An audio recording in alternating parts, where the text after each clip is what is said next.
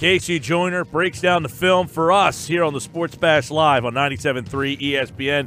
As Casey, we welcome you in here. The Eagles took care of business. They did a lot of the things you talked about on Friday, exploited this 49ers team that, quite frankly, is just not very good. But halfway through the season, if the Eagles had an area of need at 7-1, what is it?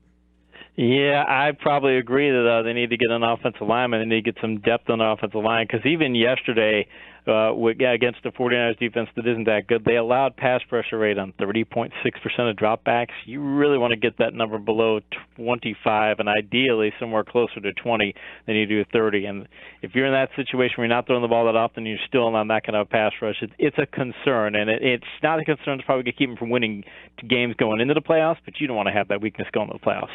Yeah, when you look at this offensive line, when you have the one change that they made at left tackle here, you only had this week really to evaluate it. If you were only evaluating based on this game, and you're Howie Roseman, are you on the phone or do you feel okay?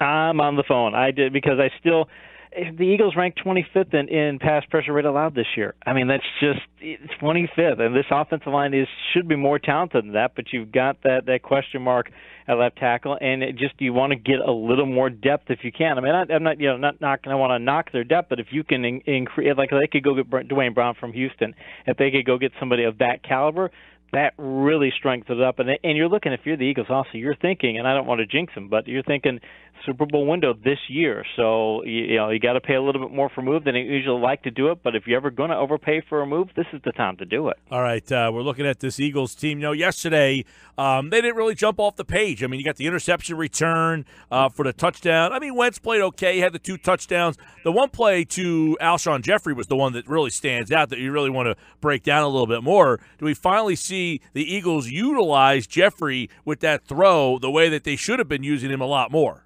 I like the fact they threw him 5 vertical passes. I mean, that's a good number. If you're going to have, say, 10 targets in a game and 5 are vertical, that's probably a good use of his talents. But beyond that catch, that touchdown catch you talk about for 53 yards, 0 for 4 the rest of the way, and Wentz was 4 for 13 on vertical passes yesterday for 108 yards. But you take that 53-yard route, he'd be 3 for 12 for 55 yards. So it's not that those aren't really good numbers. And again, they didn't really have to lean on the pass, so I get it. And their running game was really good, so I get it. But still, I'm looking at it going, wow, I sure would like to see some better numbers because that was a 49ers defense that you couldn't go vertical against more often. Yeah, and it seemed they were safe yesterday. The weather was not very good. That probably plays a little bit in it. And, you have a game, Casey, that you probably feel like you can get through without really opening the playbook, keep your quarterback upright. Now, the problem was he got sacked 3 times. He took a bunch of hits, but you wonder how much of the playbook they threw out the window in a rainy day against a pretty bad team.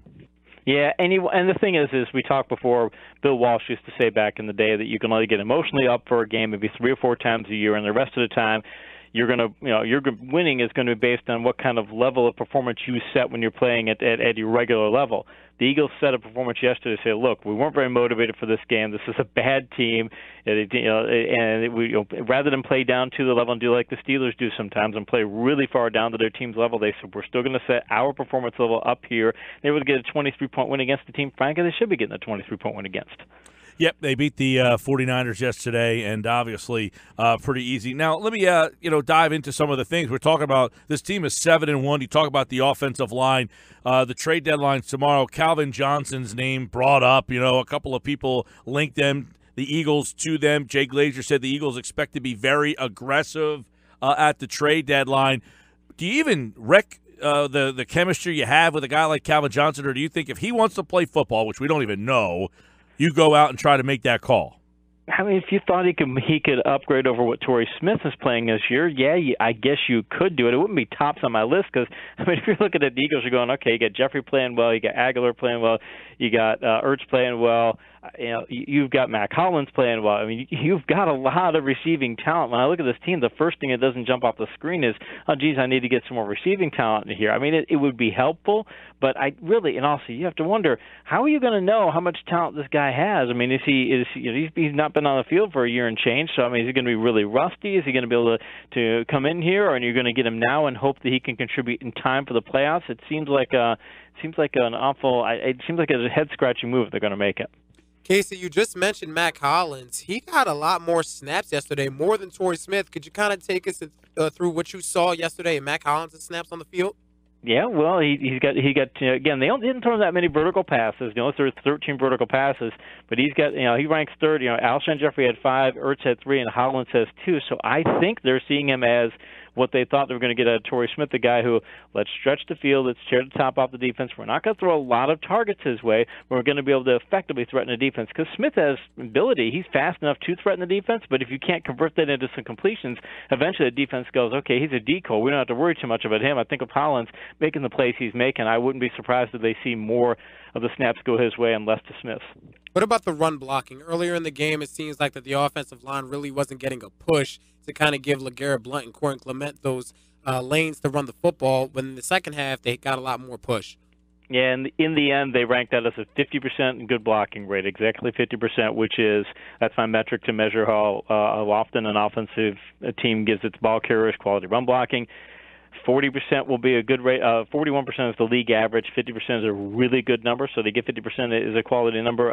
They didn't have any big breakaway runs, but they were doing consistently enough. And San Francisco's had a subpar rush defense. So in the end, they probably did about as well as we'd expect to do.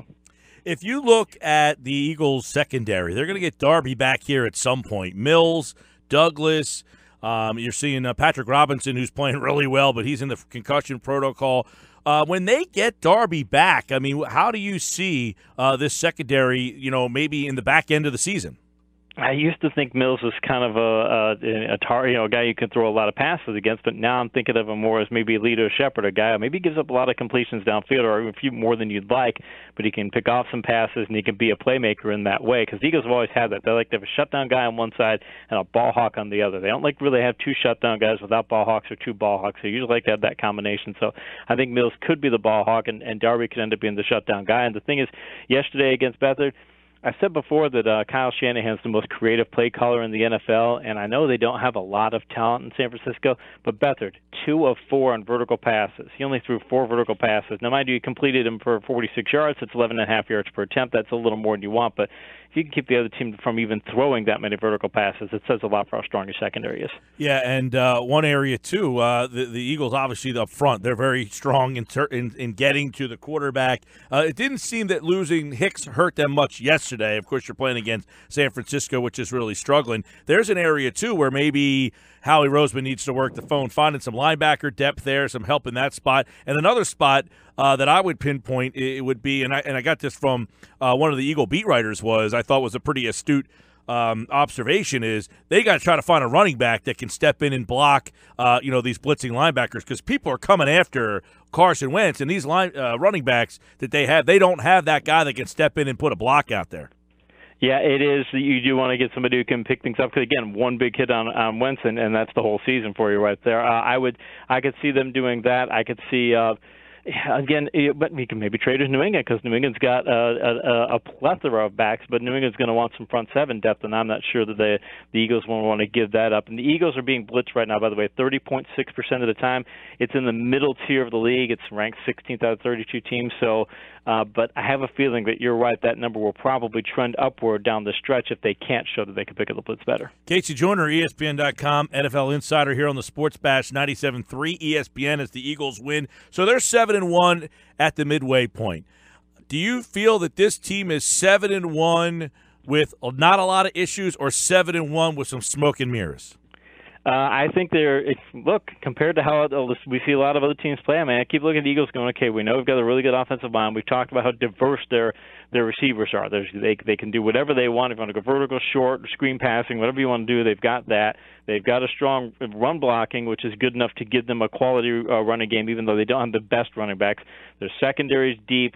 We like their front four, their front seven grades out fairly well. My front seven grades. I'm looking at this team going, I'm not seeing a lot of weaknesses. 7-1, you got to have the ball bounce your way in order to do that, because a couple bounces the other way, this team could easily be 5-3. But to say they're a strong playoff contender and easily the best team in the division, yeah, I don't think there's any doubt. In fact, when I did my ESPN Power Rankings today, the Steelers were really the only team I said I would rate ahead of the Eagles. Yeah, I'm looking around. You got New Orleans at 5-2. You got Minnesota at 6-2. You got the Steelers out there at 6-2. You got New England out there as well. The Chiefs play tonight. So there doesn't seem to be, at the halfway point, Casey, doesn't seem to be that elite football team. No, by the way, I want to mention one other thing about the Eagles, too. Special teams, we talk about that every so often here on the show. In the ESPN special teams expected points added metric, which is a way that it's a statistical way to measure special teams performance. The Eagles rank third in the league right now, 19.85 points. So basically 2.5 points a game the special teams is going to deliver to their bottom line. So they're also strong in that area, and that's not something that some of the other contenders can say. All right, let's look around the league with KC Joyner here as the Eagles win, improved to 7-1. Real quick, a couple of quick thoughts on each of the games. Minnesota 6-2.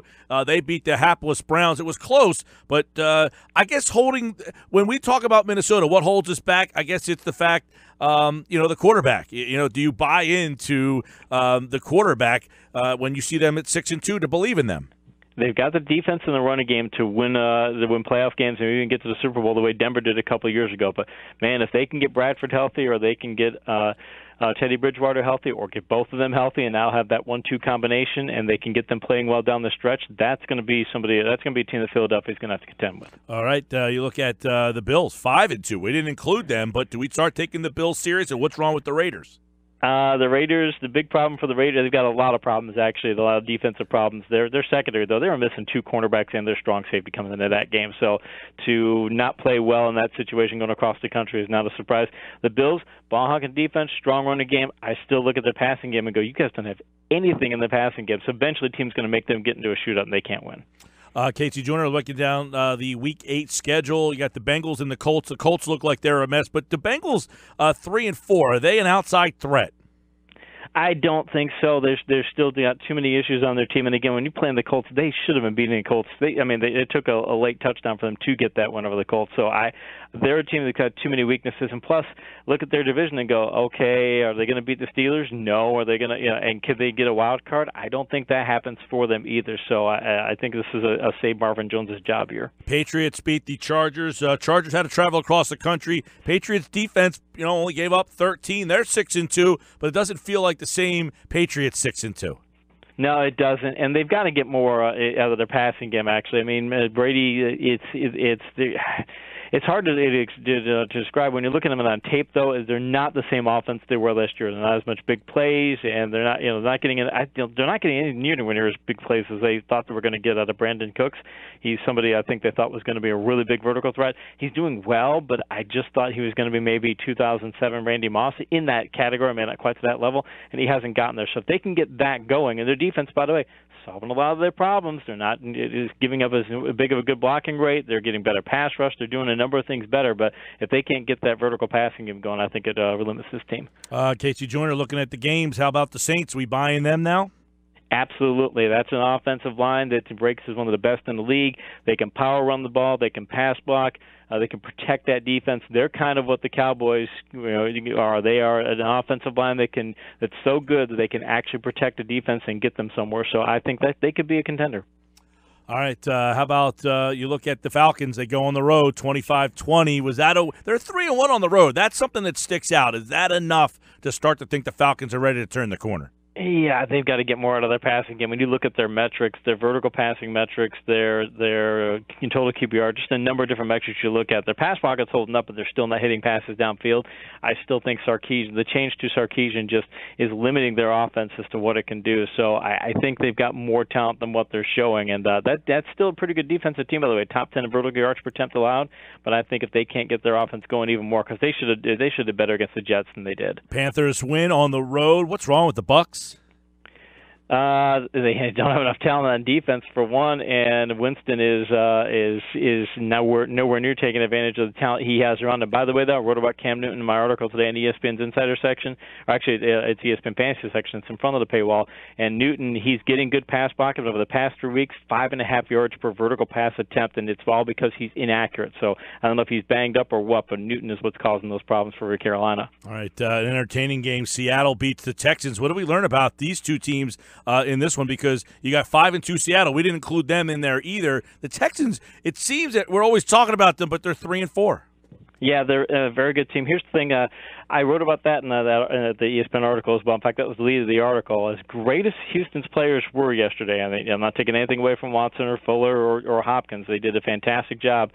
the Seattle defense coming into that game, when I did my grades last week for ESPN's Insider section, grading front sevens and offensive lines and how they match up against each other, Seattle rated as an F. Their pass rushing metrics, their run defense metrics were just terrible, and they played just as badly in this contest. So that Seattle front seven is the fact they're the most overrated defense in the league. In fact, they're the most overrated platoon in the league right now, and what we saw happen there is probably going to happen more often. All right, in the Sunday night, before we get to the Sunday nighter, the Cowboys, what did we learn about them? Redskins look like a mass unit. Yeah, it's. I think that game said more about Washington, and then that was the sort of game, because they didn't ask Prescott to do a lot. That's the game they like to play, to be a very grinded-out team and not ask Prescott to try and win the game. He's capable of it, but their defense is still not in great shape. But Washington couldn't take advantage of it. So I think that Dallas is getting back to being that formula team, and that makes them dangerous. Steelers, another one, 6-2. They go on the road. They beat the Lions. It's the Steelers' defense, though, that we keep talking about. 18 plays inside the 20, and they don't give up a touchdown. And that secondary is the deepest in the NFL. They've got quality players across the board. They're not an injured team either. Mitchell got a little banged up last night, and they got left tackle hurt, but it looks like both of those are going to be okay. So they're a very healthy team, great offensive line. In fact, if Ben can just hit a couple plays a game like he did Juju Smith-Schuster, if he can just do that, they don't need him to be what he was a few years ago. That's the best team in the league. All right, then tonight, KC Joyner with us here. Chiefs going to lose 3 in a row. If they were to lose tonight, the Broncos in a slide as well. What do you see tonight? Now, the Broncos' offensive line grades out in the bottom 7 in the league in a wide number of metrics, both in pass blocking and run blocking. The Chiefs do not rush the passer well, but they do stop the run very well. And I think that when you're talking a weak pass rush versus a weak offensive line, I'll usually take the weak pass rush because you can add another player and get some pass rush, and you really can't do that with pass blocking. So I think Denver's going to have some trouble tonight, and Kansas City gets the win. All right, KC Joyner, everybody, here on the Sports Bash Live, 97.3 ESPN, as we break down the games and, of course, look ahead. Friday, KC will be back with the breakdown and the matchups to watch for Eagles-Broncos, and we'll see the Broncos tonight, so you get a close look at them. Eagles catch another little catch in the schedule where the Broncos play on the short week now, so the Eagles' schedule has really worked out for them as they go into a bye after that, and then they'll face Dallas, and I'm sure we'll have plenty to talk about on that one, pal. All right, Friday it is. We'll talk then. Appreciate it, man.